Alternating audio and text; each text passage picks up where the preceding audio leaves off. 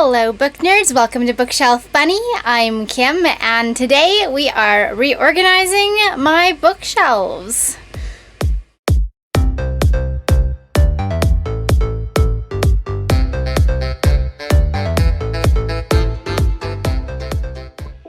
So I came across this super cute DVD shelf. I paid $5 for it and I put it in the office, my spare bedroom in my little space. Made sure that it fit behind the door because that's the only free spot I had. And then I took all my horror books off my shelf, all of them. I also cleared off this shelf here and I replaced those with these lovely horror books. And then I went ahead and I moved the rest of my horror books onto my new little DVD shelf here. And voila!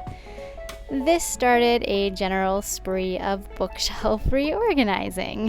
Here are some before pictures. These pictures are a few years old, but I really haven't changed my shelves much in a couple of years. This gives you a pretty accurate picture as to what it looked like before my crazy book organization spree. So I started by clearing off my large bookshelf, removing all of these. I moved them into my spare room, piled them on the bed. They're mostly fantasy with some reference books thrown in and a few other miscellaneous things. So I started moving the contemporary, the self-help, etc. onto the hallway shelf instead. So here I am taking off what's left of my fantasy books and making room for all of the other things that I've moved over here. I especially wanted to create a storage space for my copious collection of book sleeves, so this was very convenient. Thank God for that little DVD shelf. It really opened up a lot of space for me. So excited about that. This was a process. I rearranged it a few different times. My general fiction is farther back, followed by some memoirs and self-help type books.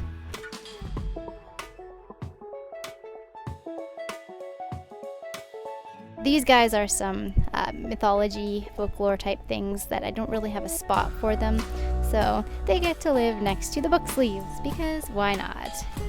Now this is my comic book corner. So if you saw from the before pictures, all those comic books live on top of the shelf right there. But they're quite tall and there's actually a light switch behind them that is sort of not accessible, it's sort of blocked.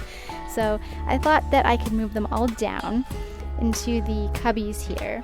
So I'm gonna move my manga to the top shelf in place of these tall comics and graphic novels. And so they're shorter height-wise, and that will sit just underneath that light switch. And this becomes my corner of all things nerdy. Hooray!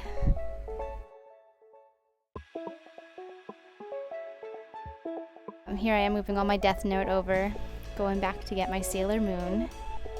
So the goal here is to basically group like with like.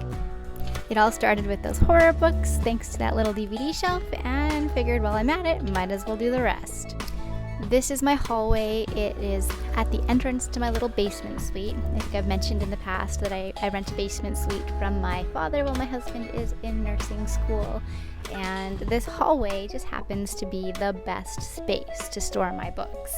And that door you see there is the entrance to my suite. So it's really nice to just walk in every day and be greeted by my books. So nice. Behind me, you'll see my large shelf. And it's protected by a cardboard wall held in place by a wire gate, and that's because I have had experiences in the past where my rabbits jumped up onto the first and second shelves of my bookshelf and left little deposits and some chewed pages. Unfortunately, the floor behind me is the bunny zone. It's not pretty. I am so sorry. This is what happens when you own rabbits. They sort of control your lives. Mats to protect my carpet underneath, cardboard tunnels to act as a chewing deterrent, litter boxes in the corner.